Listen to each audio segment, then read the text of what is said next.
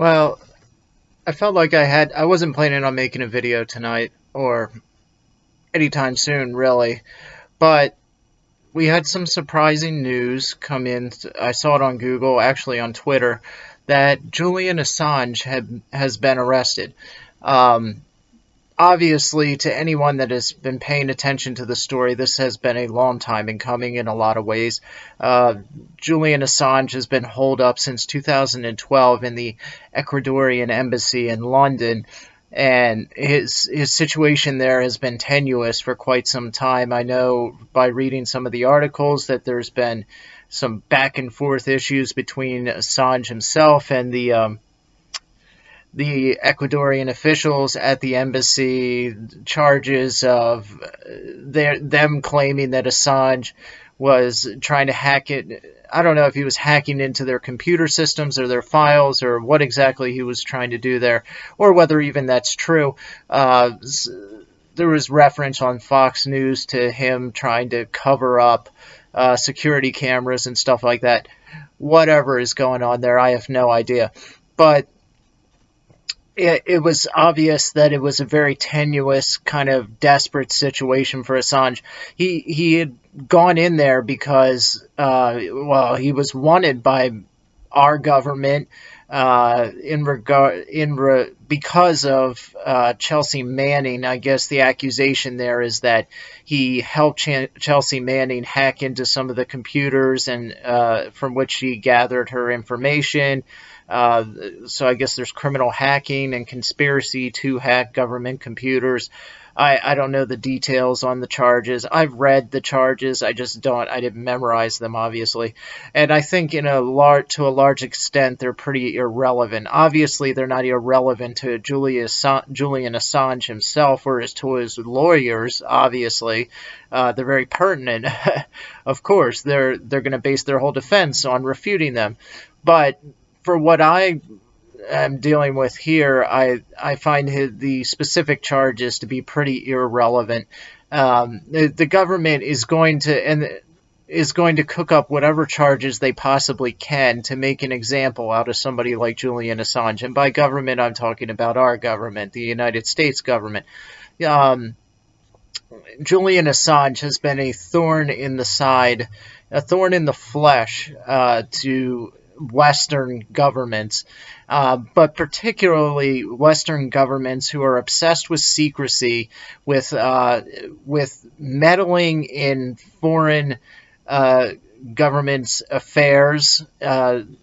It's always been he's released secrets that have always been related to surveillance states and to governments that are obsessed with empire building and regime change and trying to install democracy at the end of a gun barrel, which refutes the very doctrines of democracy. Democracy is about free choice, the freedom to choose who your representatives are, who rules over you. That's the whole point of democracy. To install it at the point of a gun is to basically negate and totally destroy the very tenets on which democracy is founded. So I find it very ironic that our country thinks that we can go in and point our gun at the Iraqi or the Afghanistan citizens and force them to have any sort of democracy or free elections. How free would it be if we are forcing them to do it at the end of a gun barrel? That's beside the point, though. But it always seems to me that these governments that really want to silence Julian Assange and who are dead set on getting him and having him stand trial. There was even talk. I remember when Obama was president, he called. I don't want to put words in his mouth. There's a lot of other things that come out of his mouth, but if I remember correctly, Obama himself used the word treason and traitor in describing Julian Assange. This because Julian Assange had worked with Chelsea Manning, supposedly, allegedly, to release government secrets that supposedly endangered some of our agents or soldiers' lives. To me, that's debatable. I have seen no direct proof that what Julian Assange released through WikiLeaks endangered anybody's lives. Lindsey Graham, who has been a very frustrating person over the past couple years, put out a tweet saying that he was very happy, and this isn't a quote, I'm just summarizing, but he was very happy that the wheels of justice were finally turning for Julian Assange. I find this very this upholds what I've been saying here previously, because it was Lindsey Graham that talked, one of the biggest voices in Trump's ear, for talking him out of withdrawing our troops out of Syria and probably out of Afghanistan and Iraq as well. So Lindsey Graham is one of these people of which I am speaking, who is engaged in promoting American interference in foreign countries, in nation building and regime change, in installing democracy at the end of a gun barrel. So it came as no surprise. He's what they would call a neocon, which is a meaningless term, but it does in a lot of ways represent for a lot of people, or encapsulate the values of a group of Republicans who are very interventionist leaning. They're very foreign interventionist leaning people, and they think that most things should be solved by the United States at the end of a gun barrel. I am totally opposed to that idea. I did a podcast recently where I talked about at what point citizens should arrive at for genuine civil disobedience, when it's obvious that just simple voting and the tools that our founding fathers provided for us to implement governmental change, if there is corruption and reason to bring about that change, at what point would we determine that voting would no longer be a viable option for creating that necessary change? And I think we're rapidly approaching that point. And I think the arrest of Julian Assange and this whole talk about extraditing him to the United States is very indicative of that. If he were to stand trial here in the United States, I've read in numerous different articles that, and I agree with it, that they would have to charge him on a very narrow basis because of their fear that this would be viewed as an assault upon the First Amendment, which essentially it is. So that's not without foundation. They are attacking journalists. This is a warning to journalists that if you reveal too much truth, because remember, WikiLeaks is the most unbiased, objective, journalistic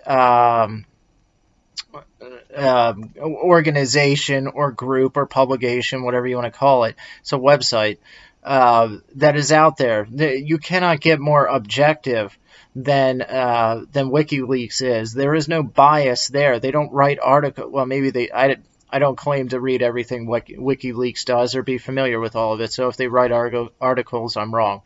But my understanding of them is that they release secret and confidential files for the public's benefit so that the public, their whole goal is transparency, governmental transparency, and they want to force that issue by releasing hidden secret documents to the public so that absolute transparency may be followed.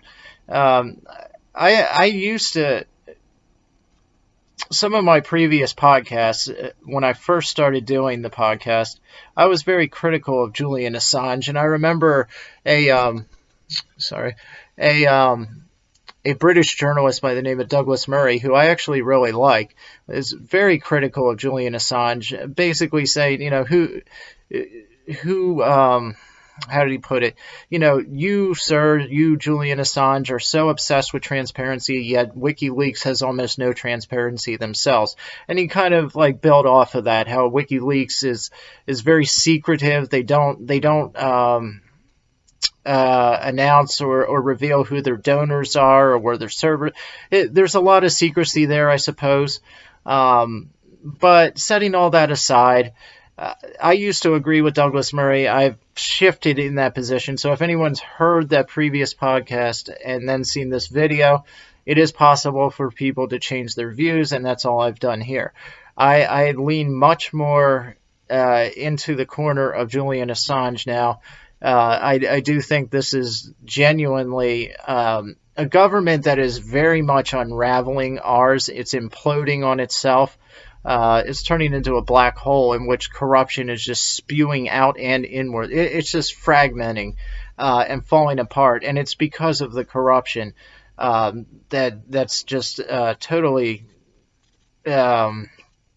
I don't want to say inherent because it's not, but totally just twisted and mangled throughout every fiber of its being at this point, which is why I raised the question of civil disobedience and at what point voting might not be a viable option, might not even work anymore, because at a certain point you have to face the reality that whoever you're voting in might just as well.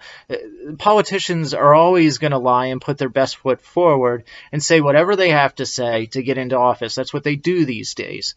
And so it's hard to really have faith that the person you're voting into office anymore is genuine and is going to actually do what they say. Trump is an anomaly in 2019 in the world of politics in our age. He's an enigma and an anomaly. He's rare. But by and large, you cannot trust a politician. It's demonstrably proven by this point. So, it's a real question. At what point is voting not viable? The French have arrived at that conclusion, obviously, with the Yellow Vest protests. They're not going to the ballot box. They're burning it down. At what point does that become necessary? I don't know. But I think we're fast approaching the point. And this whole thing with Julian Assange is only underlining and underscoring my argument. That's all it's doing. And these things are going to continue to happen. If Julian Assange stands trial, it's going to be a frightening thing for journalists, and especially if he is convicted. This is going to be a dangerous precedent. I agree with his lawyers and some of the other people that have spoken out on this. It will set a very dangerous, it's a slippery slope. It really is. When you start charging journalists for revealing truth, what do you have left at that point? That is the First Amendment. It's freedom of speech, freedom of the press, and how it totally destroys the one of the founding principles, which that is that the government should fear its people and not the people fear their government. Totally destroys that, because if you can be charged as a journalist for revealing truth, in what way is the government afraid of you then? You fear your government. Obviously, if they can imprison you for speaking truth about them. Now, they fear the truth, but on a physical level, and they fear your revealing of it, but on a very physical, human, finite level, it is you fearing them. They have all the power. They hold all the cards. They own the jails. They own the judges. They are the judges.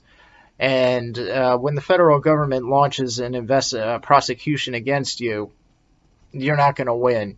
So, I mean, I wish the best for Julian Assange. I hope and very much doubt, I hope that he will not be extradited to the U.S., but I think he will be.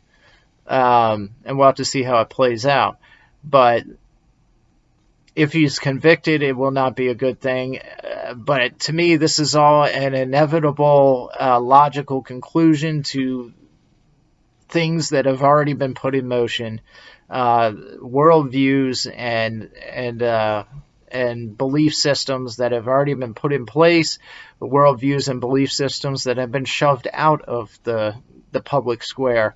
And when you do things like that, worldviews encapsulate the entirety of your life. They don't call it a worldview for nothing. It is the entirety of you. So it encapsulates how you behave, how you look at things, how you react to things, and when you push out a good one and bring in its place a false and a bad one, which is what we've done here in the United States, then these kind of things inevitably follow. It always will inevitably follow. So, hashtag free Julian Assange, hashtag protect Julian, I think is the other one.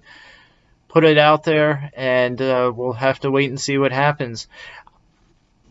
Michael Avenatti got arrested, though. That's a plus.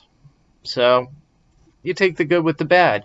The longer that maybe Michael Avenatti and Julian Assange will run into each other in prison, and Julian Assange will or have a shank with him, and that's the last we'll hear of Avenatti. One can dream. Anyway, good night. God be with you.